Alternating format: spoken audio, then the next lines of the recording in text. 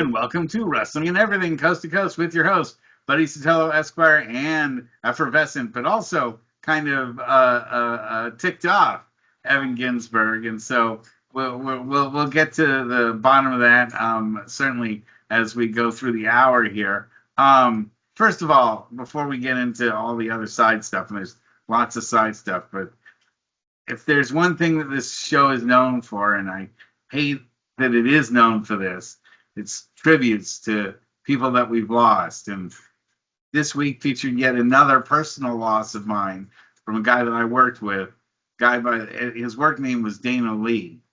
And I worked with him back in the early 2000s, both with Pro Wrestling Iron and also with Wrestling for Charity right up there. And, he wasn't, I can't say he was a close personal friend of mine, but I certainly knew him, and I worked plenty of shows with him, and we certainly shook hands and talked in the back and everything. I didn't really know him outside of wrestling. He wasn't like a personal friend outside of wrestling, but just another stunning loss. And I don't even know the cause of death behind what happened to him, but another person taken way too early guy in his early 50s, late 40s too, and it just really is a sad situation. And I don't know any business or hobby or whatever you could talk about, whatever interest I've had in my life. Look, I love comic books, right? Do I know like 12 people that I collected comic books with that have died? No, I don't. But unfortunately, wrestling-wise, yet another gravestone is put in my memory, and it sucks. What can I say about it?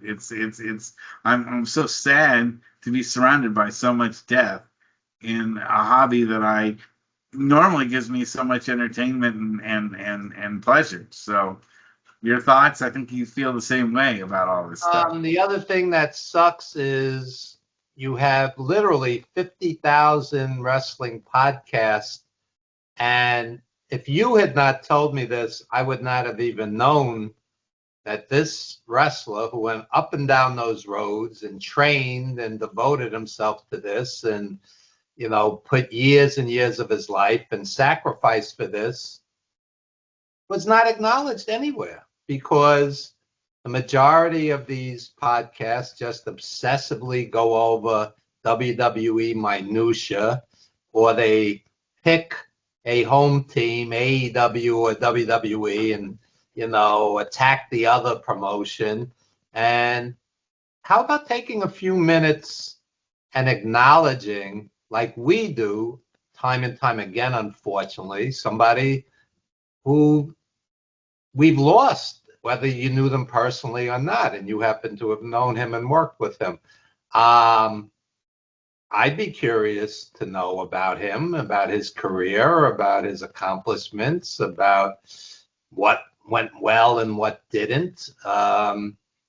We've had shows like that where guys have reached a certain level, but didn't make it to WWE or whatnot. And it's the other thing I noticed with all these podcasts. You get guys like Eric Bischoff, and all he does is attack AEW or whatnot. How about embracing a mom and pop indie, like we've both worked with in the past, embracing an up and coming indie wrestler and giving him the rub? You guys should look out for so-and-so. This kid's great. Getting behind a GoFundMe like we always do. Mark Nowatarski, the filmmaker, has his GoFundMe still going on, trying to bury his wife. Mark, Nowotarski, if anybody wants to help. And, take a few minutes of your precious podcast, and instead of, oh my God, look what happened. Andrade left WWE the 37th time I've read it today. The guy didn't have one great match his entire run there. I'm not quite sure why I should be that interested. Interestingly, interestingly, Some people have the theory that he did not make it because his English is not great. So my question would be, as an adult English second language teacher, which I've done throughout my life, why can't $1 billion company teach these guys English? Or why can't very wealthy sports entertainers invest in an ESL teacher or tutor or online class if you're on the road and improve your English and cut better promos if that's what makes or breaks you in wrestling today? I always liked Andrade, but honestly, I couldn't name one great match he's had since he's been back in WWE. And if not, what's the point? And why should I be upset if he's leaving? If you know these guys go back and forth, Rusev, all these guys, I couldn't name one great match they've had. You know, it's like, but the obsessive coverage of all of this, cover an indie wrestler who dies instead. And speaking of, let me read to you what All Pro Wrestling had to say about Dana. It said, All Pro Wrestling is extremely saddened to learn about the passing of alumni APW head trainer Dana Nishibi, known as Dana Lee. Dana's professional wrestling journey began at the APW Garage in Hayward, where he learned his trade under the tutelage of Robert Thompson and Brian Danielson. Debuting in 2002, Dana had many memorable moments in All Pro Wrestling, including being one of the few to hold the APW Universal Internet and Tag Team Championships. As coach, Dana trained many of the next generation of APW alumni, including Jekyll's, Matt Carlos, Jody Christopherson, and Sparky Ballard. In 2011, Dana stepped away from the ring to enlist in the U.S. Army, to which he was serving as a medic at events in the Bay Area. Dana, also known as the Karaoke Kid, the Asian Sensation, and Coach, we salute you and thank you for all your contributions to the game and service in our life. Our most heartfelt condolences to all of Dana's family, friends, and fans. And rest in power. So doesn't that sound like this guy is deserving some kind of acknowledgement, from various shows and websites and quote unquote wrestling alleged media? I mean, well, at least we did something, and thank you for letting me have the forum to be able to say something about his contributions to my life personally and to everyone that knew him here in the Bay Area. And just all I can say is it's just this stuff happens, and you say to yourself, I mean, I know you've done it for your own, for the people that pass away in your own life. You say, why wasn't it me? I mean, these are all things that, happened to these people. Didn't ask to die. They didn't do. I can tell you, Dana wasn't doing anything risky or crazy or anything like that. He wasn't that kind of a person or was doing drugs or anything. If he did, I would be really shocked. Okay. He was just a straight living guy, like my friend Tony Jones, or my friend Mark Smith, or my friend Virgil. They all were just living their ordinary lives and just being regular people. They weren't even doing crazy stuff in the ring or doing something super risky. And life will just come up and take it away from you sometimes when you absolutely have no idea that that's what's headed your way. In my book, I have a piece called "It's All Random," and where I got that name from, Patton Oswalt, the comedian, he did a special, and his wife died. His wife, yeah, just the worst. In her 50s, and he used the term fate with her, and she corrected him and said, "It's all random. It's all random." And just be kind. Be kind to people. Because, we could be sitting here 20 years from now, doing this podcast, or one of us could drop dead 20 days from now or get hit by a car like Johnny Valiant did. And had he been shaving or combing his hair 30 seconds more or less, he wouldn't have been standing in that spot. the point being, it's all random. And somebody super religious would disagree. But I'm just saying what she said and what Patton Oswalt said in this special. And Yeah, none of us are guaranteed tomorrow, unfortunately. I mean, none of us are. And yeah, I don't know that, I don't have a misshapen valve in my heart, and that, just all of a sudden, next time I stand up, my heart just decides to just go, that's the end of that. Okay, this is positive. I'd like I'd like to think you're not going to stand up and die tonight, but But that's what happened to Dana, maybe. I don't even know. But I know that's basically what happened to my friend Tony Jones. He'd just been hanging out of the house, got up, stood up, and that was the last thing he did.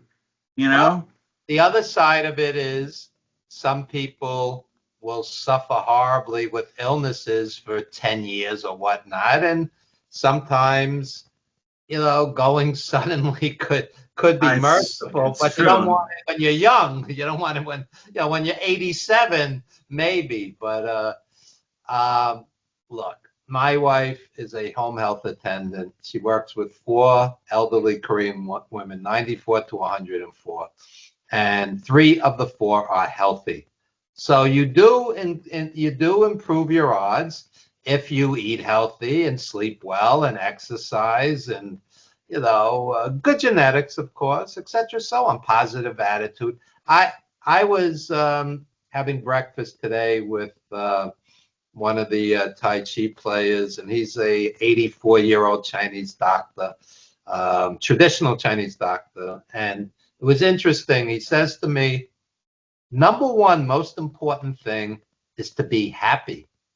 That's exactly, I'm quoting him. I'm not paraphrasing, is to be happy. He said, number 2 is exercise.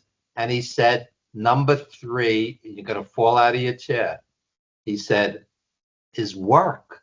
Doing something you enjoy that gives you, the reason to get up. I was really hoping it would be video pinball, because I play a lot of video pinball, and I was hoping that's number 4. He told me the key to immortality would be video pinball. So here's a guy, 84 years old. He's out doing Tai Chi 9 in the morning. He goes to the fresh fruit and vegetable market to eat healthy food. And the guy's throwing kicks and balancing on one leg, etc. So on. And there's a reason he's doing this at 84.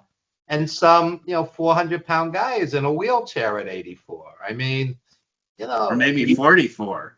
Yeah, I mean, you can help your chances, but there are a lot of factors, and stress will do people in. A lot of people are under phenomenal amount of stress, and just paying the bills today is. That's the perfect segue. Yeah. Perfect segue to what's coming up next, and that is the WWE. Well, let's talk about TKO first, because that to me is one of the worst statements, one of the worst non-Charlie Kirk statements I've heard in during this week. And for those of you that are not familiar, and we're not going to talk about Charlie Kirk because that would derail the entire program for sure.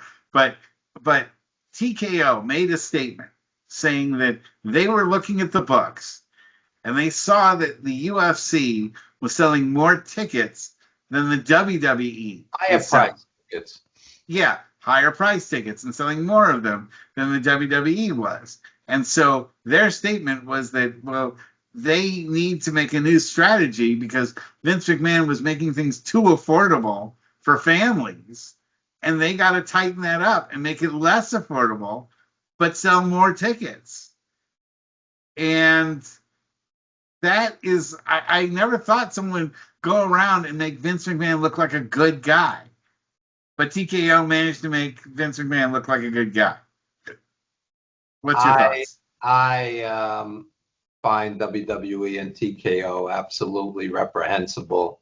And it's not about vacuuming every dollar out of your pocket. It's about putting on a great show. And your base that supported you, some people for decades upon decades, being able to come out and see a show. And I am seeing one person after another online, and you're a father of two, you'll understand this, saying, I'm ashamed to look at my kid and say, I can't afford to take you anymore. I don't have $500 to go out for an evening between the tickets, the parking, the gas, the tolls, the gimmicks, the food. My kids know well enough not to even ask. They just they know it's so expensive now that it's ridiculous. I would say no anyway. So why? What's the point? It's like saying I'd like to buy a Fabergé egg, Dad. Would you go get me a Fabergé egg? No, I'm not getting you a Fabergé egg, and I'm not getting you front row seats to WrestleMania. Okay, those are getting to be comparable, by the way. $70,000 VIP packages for WrestleMania 42, and who knows what it'll be in Saudi Arabia. And this, 43. we'll get to Saudi Arabia in a second, but let's just say this: those $70,000 packages were announced before TKO was saying that the WWE was pandering too much to the family crowd and really needs to raise their prices. And that's without even giving a card or knowing who's on it.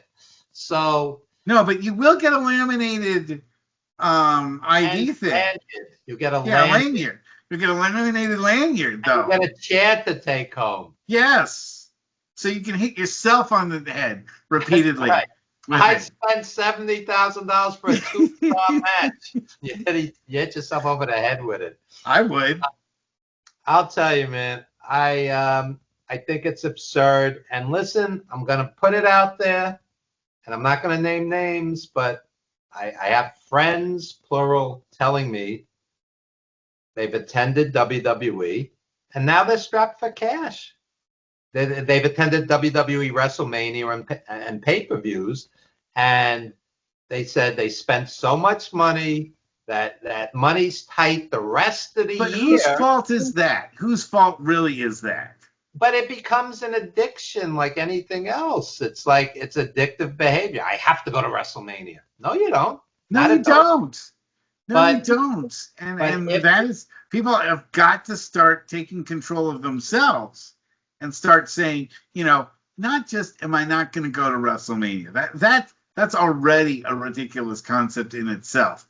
But I'm also not going to spend $30 for ESPN per month and another $30 for Netflix. I'm spending $20 a month for DAZN because I'm a big boxing fan, and they'll have on 20 or 25 shows a month, and to me, it's worth it. But I'm not going to spend $30 for something I find mediocre, which I find WWE for the most part.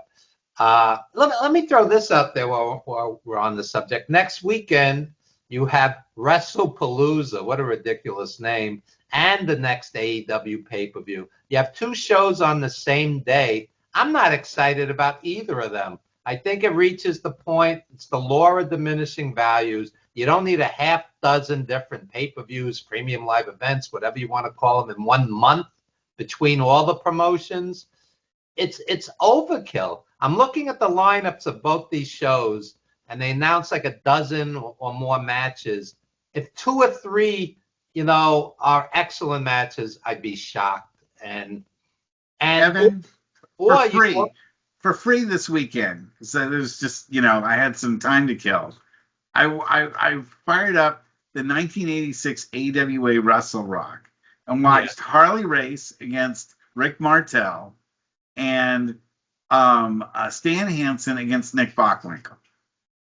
And both of those matches were far more entertaining to me than anything I've watched that the WWE has put forward in the last 6 months. Well, Harley Race and Nick Bockwinkel could be on anybody's top 10 of all-time great wrestlers. But they aren't. They aren't, unfortunately. Not today's kids. Well, know from it. Or they're so misguided or trained by WWE that, it's boring. It's too slow. They're not doing high spots, And but the storytelling in the ring was something, and there was no There's no entrance music in '86.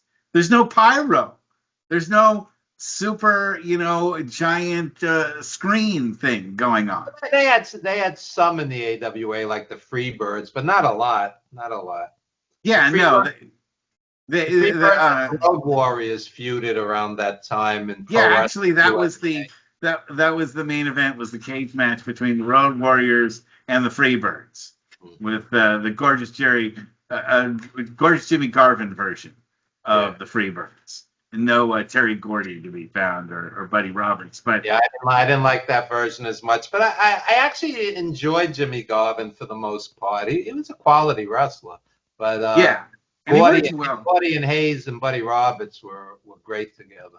Yeah, that was the best version of the Freebirds for sure, especially because Gordy. I always loved the big guy the tag team that has the one big guy and then a smaller, more agile guy as part of it. And of course, they invented the 3-man rotation, the Freebird rolls, where you could have the tag team title.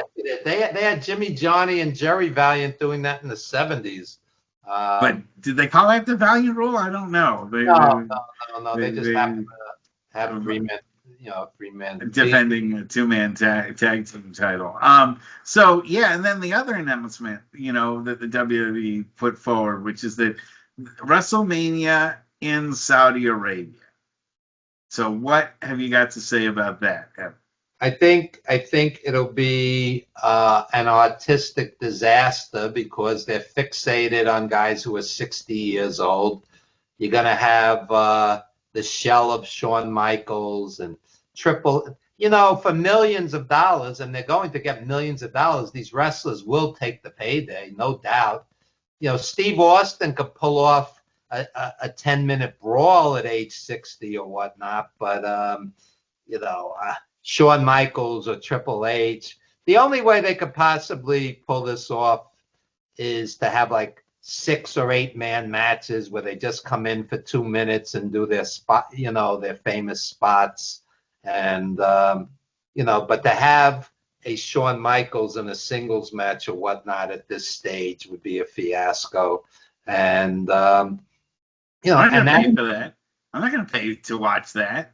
I have no desire to pick up $100,000 package, mortgage your house, and pick up 2 packages for the both of us. We could cover it on the show, and we'll just take all of our fans that are listening right now to WrestleMania. We'll just all pack up and just mosey on down to Saudi Arabia.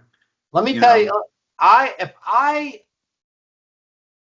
hit the Powerball and had unlimited money, I still wouldn't spend $100,000 to watch a mediocre show, and not even getting into the Saudi politics and all of that. I'm just sticking to TKO and. I think it's pretty ironic that right after 9/11, they announced that they're going to sell WrestleMania out to the Saudis. I do find that very distasteful. Well, the fans were actually chanting "You sold out," and of course they muted it. But and the wrestlers that were in attendance when they announced it did not look particularly happy or excited themselves. But I'm sure they'll all pocket those big paydays anyway. Also, how are they going to show it live from Saudi Arabia? I mean, isn't there a crazy time difference between? I've watched Wrestle Kingdom from Japan 3 a.m. If you're interested enough, you'll do it, or watch the delay and try not to hear the results. But that'll work. That in today's internet era, yeah. That's why I was up to 2 a.m. last night watching Canelo and Crawford, which was great. That was great, and. But I went to bed 2 a.m. 6 a.m. I got up. 8 a.m. I was doing Tai Chi, Qigong, and yoga. So that's why I'm either going to be dead next week or live to 104. One or the other. And I think you might need a little more than 4 hours a night. That's unusual, but I didn't want to hear the result. I wanted to watch it live, and it was exciting live because Crawford was the underdog and he won. So, Yeah, it I'm was. so disconnected from the boxing scene. I've I got to love admit boxing. that. I I like used boxing. to. I I love used to boxing love more I than used to wrestling. love boxing as much as I loved wrestling for a while when I was younger. I love boxing as much as I loved wrestling. At And this those point, I two love boxing more than wrestling. I don't know what to say. It's tough because boxing itself really needs a universal champion. They really need someone, a universal Well, heavyweight champion. Crawford's in that division. He's the yeah, he's But they the. need like a Muhammad Ali type or a Mike Tyson type or someone that's a heavyweight, a really big heavyweight. Well, That Usyk, who's not a big heavyweight, but I think there's one other guy holding a belt for whatever reason. that's I the problem is that there's too many belts. There's no, But I mean, Usyk holds most of the heavyweight belts. I think there's one guy that holds, but Usyk is regarded as the champion. He beat Fury twice. So but anyway, he's not. I mean, you remember when we were younger, when Muhammad Ali was fighting almost every month, on Wide World of Sports for free. You would yeah. get to watch. So it's not on network TV. It's not on HBO. It's not on Showtime. That's why you're paying $20 a month for the Zone, or you watch. This was on Netflix yesterday, the Canelo fight, which was nice because and they had one match on the undercard that was really great also. So I enjoyed it. And of course, now they're talking about bringing back Mike Tyson again against to have him fight against Mayweather. Yeah, because there'll be a huge payday, and it's a circus because Tyson's got 50 pounds on him or whatever, more than 50 pounds on him. But didn't we see in that last fight that he really isn't capable of getting in the ring and giving you a good fight? I mean, he can withstand the punishment, with the Logan Paul. The Logan Paul thing was just one of the worst. Jake Paul. I'm sorry, Jake Paul. Sorry, I get those two guys mixed up.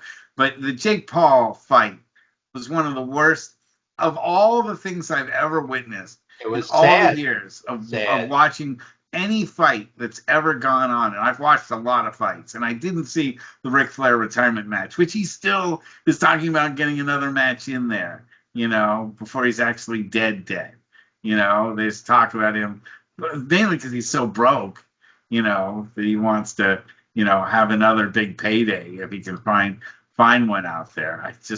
It's so utterly sad, and to see the WWE basically give in to these guys and give them the money that then, usually right after we hear that they're going to give $4 million to Shawn Michaels to trot out there, we hear that 20 WWE superstars have been released. 20 something. They've had hundreds between. Hundreds. No, but usually it's corresponds with like, they give a superstar, an old superstar, millions of dollars, and then suddenly 20 or 30 WWE, mid carders are all let go. It's always like the ballast, and the how they cut, weight by getting rid of the young folks or people who are kind of mid card. Meanwhile, they're giving an obscene amount of money that would easily pay for a third of the roster for an entire year. I find it interesting that Swerve Strickland and Tony Rose were in WWE. Tony Rose? Tony, what's her name? Storm.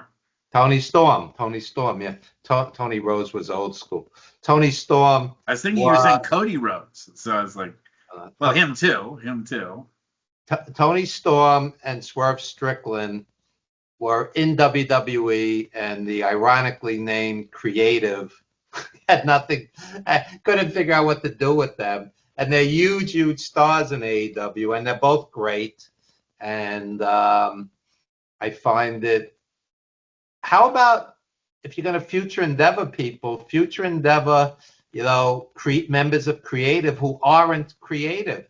How many times are you going to do the bloodline, somebody running in, or or Finn Balor for the 1,037th time running in on a Dominic Mysterio match. I mean, Let's just thank our lucky stars that they haven't found a way to have Cena fight Orton one more time before Cena retires. They haven't trotted that one back out. Remember how tired we were of the Cena Orton yeah, feud they that just did never about seems to. 250 matches I together. know. So now they're gonna have 251 just to make sure and sure, why not make it the heart of their next pay-per-view? They're so creatively bereft on what to come up with as far as a main event now. And they have to come up with ones every couple weeks, it seems like, because you've got they have to compete now with AEW and TNA putting on their own pay-per-views, and everybody's trying to shell game the other one up. But instead of upping the ante, I think they've all kind of agreed, why don't we just all put on mediocre matches for these pay-per-views? If everyone puts on mediocre matches, then nobody has to raise the level up, and so you don't have any choice. It's like when you drive to a truck stop and all there are fast food places. Well, all you're going to get a fast food burger or a chicken sandwich or a taco because that's all there is. You're not going to go to a steakhouse. Dominic Mysterio and El Vikingo on that Worlds Collide Perfect. pay-per-view the other night was so disappointing. I was going to get to that, so you read my mind. Continue. Vikingo is so great, and this was an instantly forgettable 3-star match. You got the 10 guys outside the ring. Everybody's interfering. The screw job finish. There's Finn Balor. Yawn. Finn Balor, who used to be great, hasn't had a great match in years. These guys, so they basically took the art of lucha libre, vanillaized it, turned it into a WWE match, and it was utterly disappointing. And if I'm watching AAA, I want to watch lucha libre. I don't want to see the same WWE guys with the same finishes. And But that's the whole thing. They're trying to take something. Exactly. It's like going to a fine Mexican restaurant and then like saying we're just going to serve burgers and hot dogs, and we're going to call it a Mexican burger. We're going to call it a Mexican hot dog, but it's still just the same old standard American stuff. And but I've been hearing just these people saying Dominic Mysterio is going to be the new star. He's going to be the breakout guy. He's going to be, he's just so incredibly radically popular with everyone now, and that they believe that he's going to be the guy that, is basically the Mexican Hulk Hogan that's going to turn AAA into this wildly popular over brand. 1 million people watched the show, but the main event was nothing. Let me just say this. When you talk to the WWE, Brain Trust, the fanboys, and they do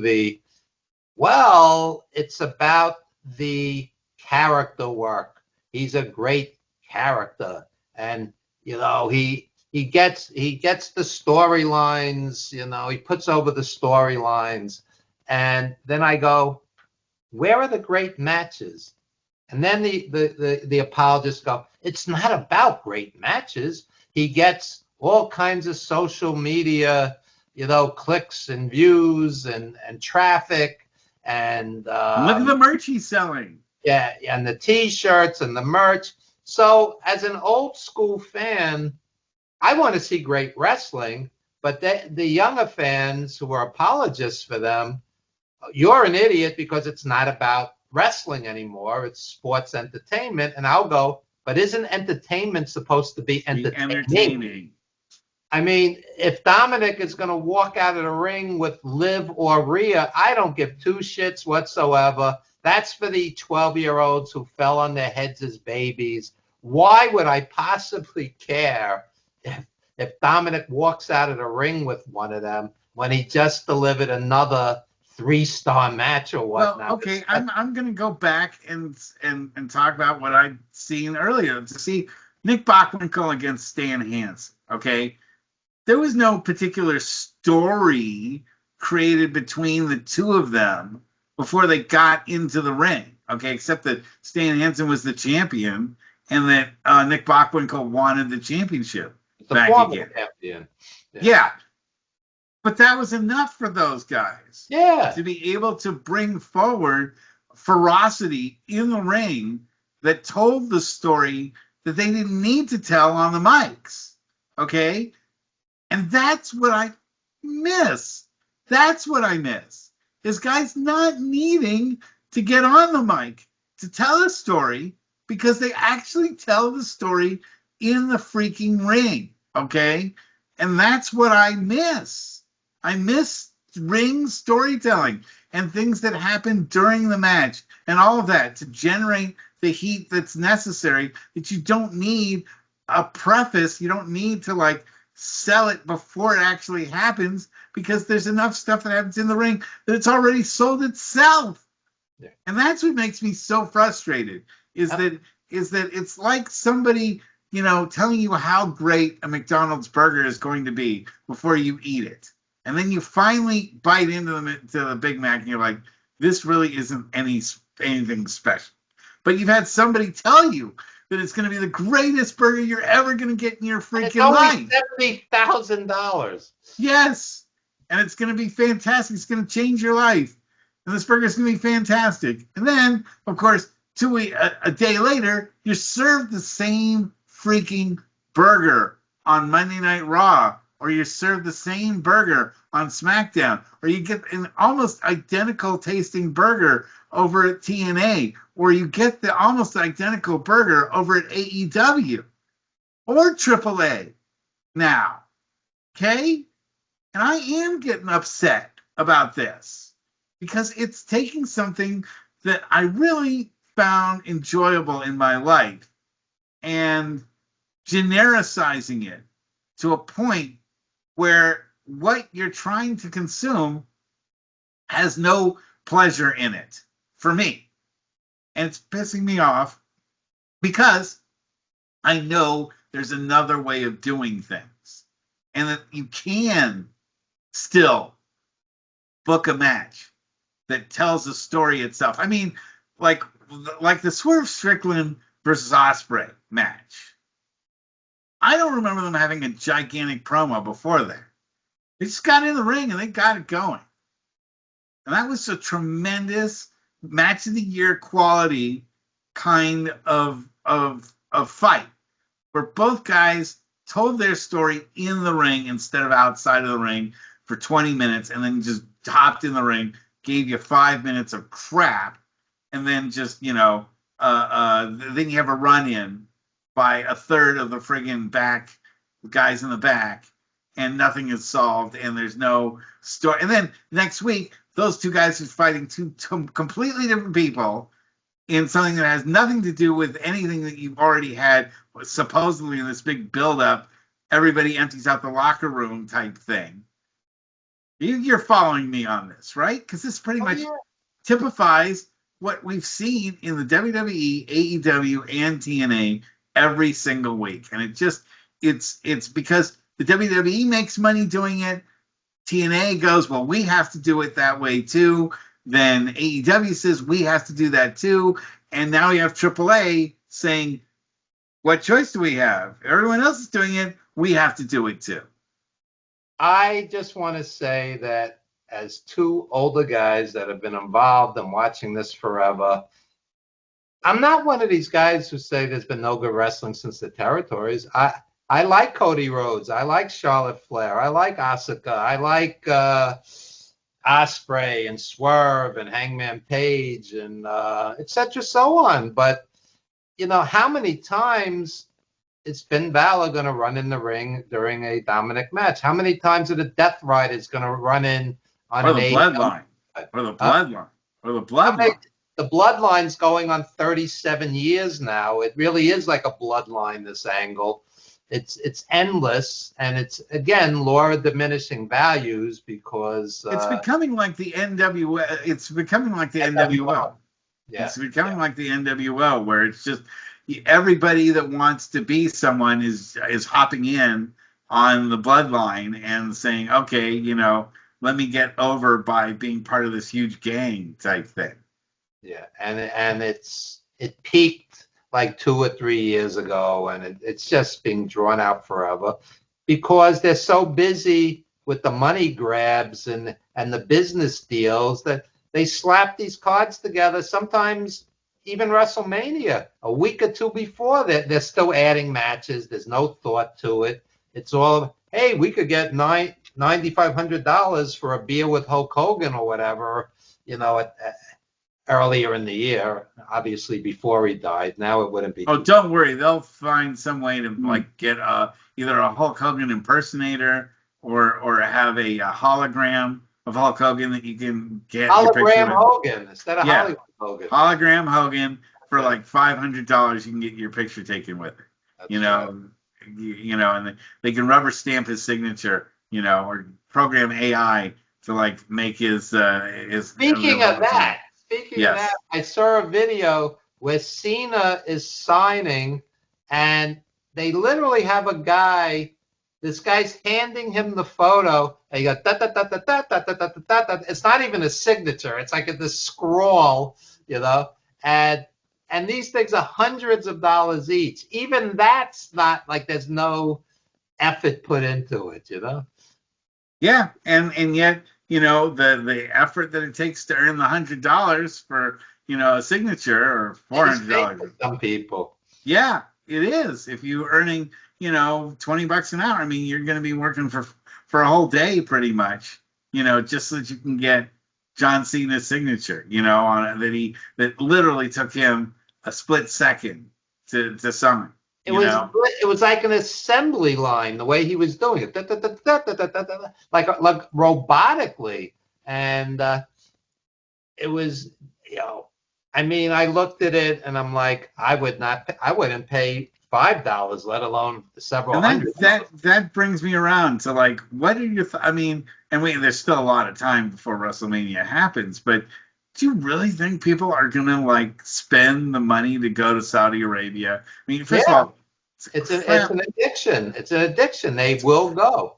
It's such an unfun place to want to party for I Americans. I don't know. I mean, it looks pretty gaudy, almost like Vegas. Maybe I don't. Yeah, I just with no alcohol and no strippers and no nobody. Women can't wear anything but full body covered outfits and don't be Jewish and don't be black and don't be gay and don't be don't Be bring any cool, Bobby Brown.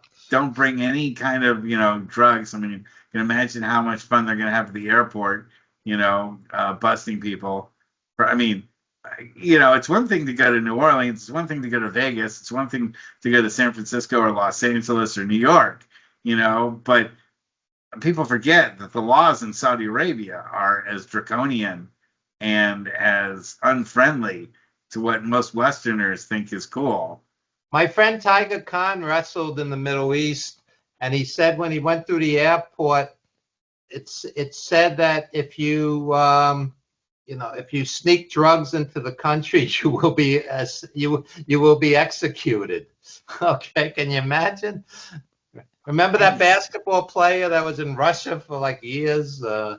Or yeah, almost 2 years. Yeah,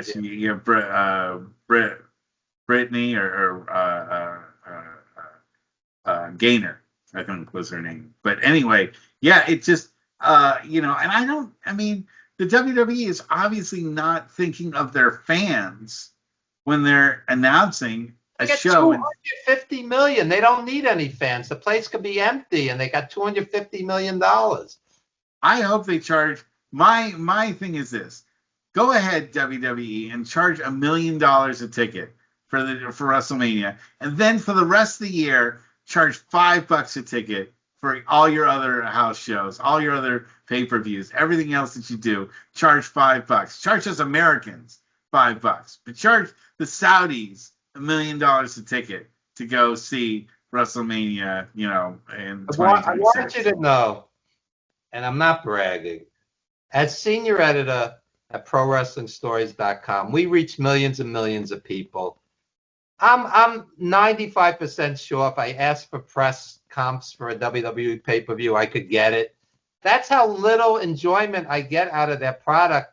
I don't even want to travel to one of their events, even if I was comped. It's just, Even if it was in New York. yeah, it's just not worth it to me. I recently went to the TNA pay-per-view, and in the audience as press. I enjoyed three of the matches, very much, and the rest of it was instantly forgettable. You could put $1,000,000 in front of me right now. I couldn't tell you what the matches were, and it wasn't that long ago. And if you had seen them on TV, would you have felt like you really like missed out by not seeing them live? I mean, it's better live to see something if you have a decent seat, which I did, but But it had. let me point this out. To get to that decent seat was quite the ordeal, wasn't it? Yeah, it's a hike getting from one place to another, especially on weekends, getting home when it's late. And it's like a 6 hour, slog through the whole thing. It's so plus I'm jaded. I'm attending wrestling since 1974. If it's not great, great. Cedric Alexander had a great match. I mean, but it's not like I didn't see Cedric Alexander having great matches on better shows in Ring of Honor back in the day. So all I could say is even AEW, which I basically enjoy, they're getting $900 ringside on some of their pay-per-views. They're not giving it away. I can't rationalize. I've been to AEW shows many times in the New York area. There's nothing that would warrant $900. As great as Osprey is, as great as Swerve is, etc., so on, it doesn't warrant $900. It's crazy what wrestling has turned into. It's turned into a Christmas present, a birthday present, a once a year thing, as opposed to back in the day. We would go to Madison Square Garden, Nassau Coliseum, Sunnyside Garden, Westchester County Center. It was $5 to $10. You could go every But you week. listen to TKO, and they say they don't want your money. Yeah. They don't want your money. They want the big money. They want people to like. They're not even satisfied with the idea that people are like mortgaging their credit cards and putting themselves into debt and making not able to do other vacations or anything like that. They want someone to like use their life savings to go to one match. That's what they want. Let me tell you, if you have a stadium with 40, 50, 60, 70,000 people, and they do exaggerate the numbers, but there's a lot of people at these WWE pay-per-views. They can't all be rich. And some of these people are going to get themselves into serious trouble, maxing out their credit cards. And, Gladys Knight, who I'm going to see in about 2 weeks live, she had a gambling addiction. She said she would do a gig and then be up all night gambling, and she'd burn through 50 grand in one night decades ago. There was a lot of money, and it was like waking up out of a bad dream. I think some of these wrestling fans are going to wake up one day with all their credit cards maxed out and go, what did I do to myself? I mean, oh my God, how am I going to pay this? What? I would say that it's from the Facebook groups that I've been in, the wrestling Facebook groups that I'm in. When TKO made that announcement, and when the WWE said it's going to do WrestleMania in Saudi Arabia, the reaction has been incredibly negative.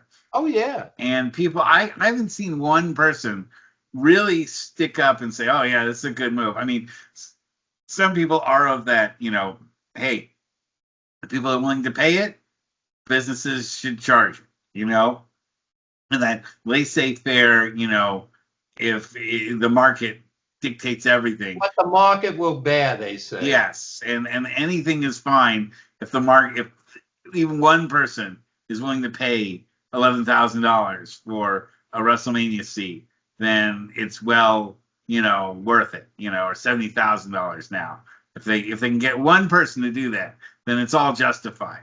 The other night, for $30, I saw Charlie Wilson from the Gap Band, Babyface, Casey Haley from Jodeci, and El DeBarge. I saw four great R&B legends on one show for $30.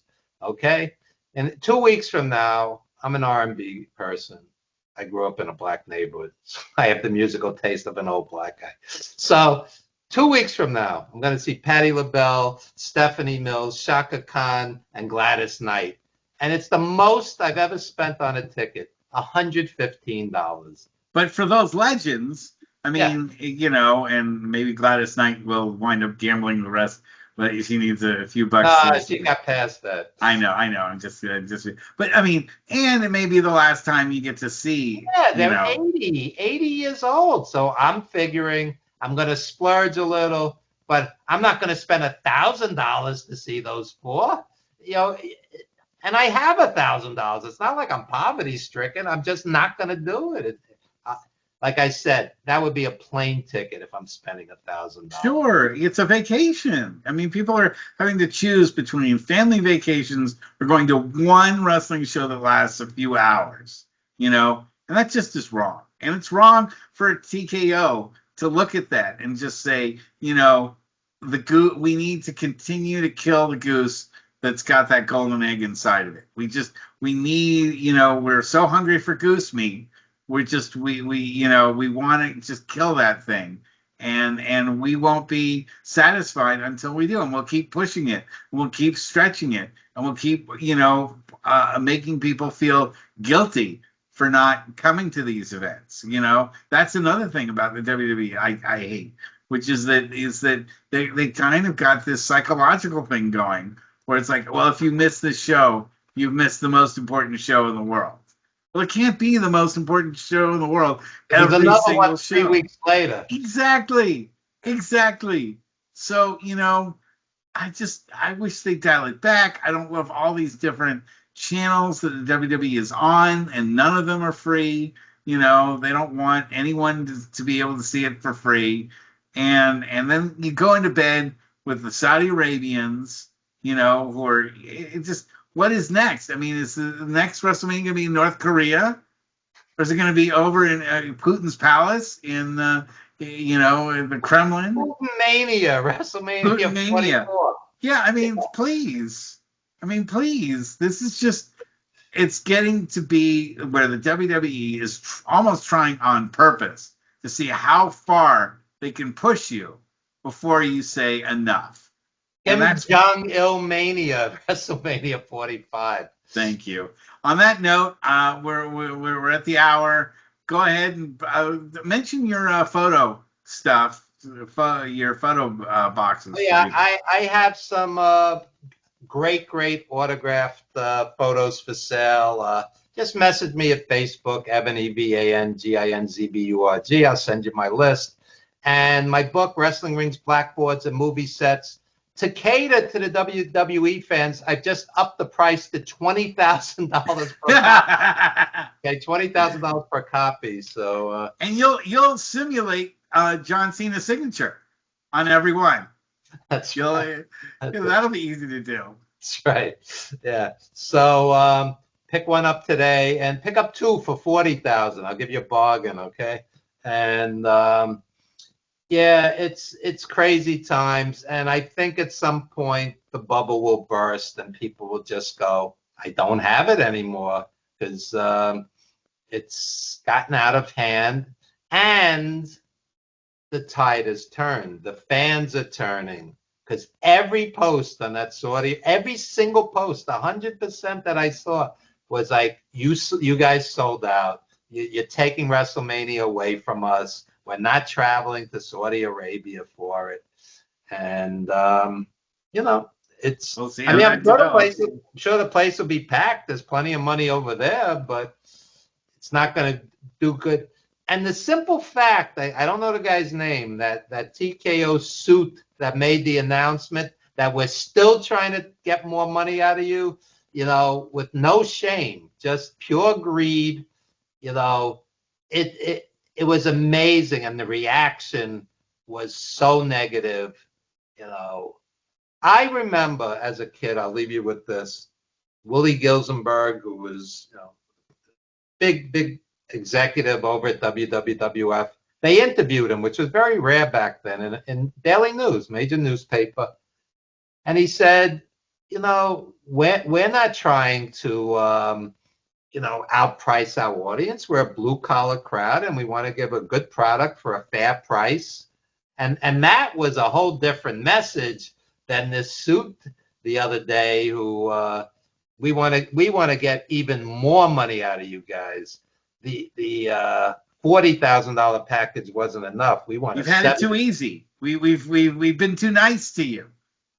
We really need to, put the pressure on you to pay more, because you've been getting off too easy with wonderful entertainment for so cheap that we have to raise the price. WrestleMania 42, first row $70,000 VIP packages, second row $50,000, third row $35,000. So if I were one of these money marks, I would hold out until like 2 hours before the show and sit in fourth row for like $300. That's what I would do. But the trip to Saudi Arabia is going to cost you a few bucks too.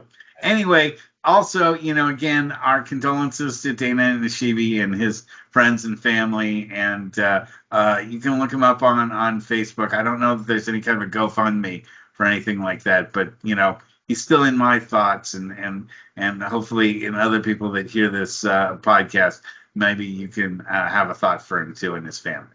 Thanks a lot. We'll see everyone next week. Good night, everyone.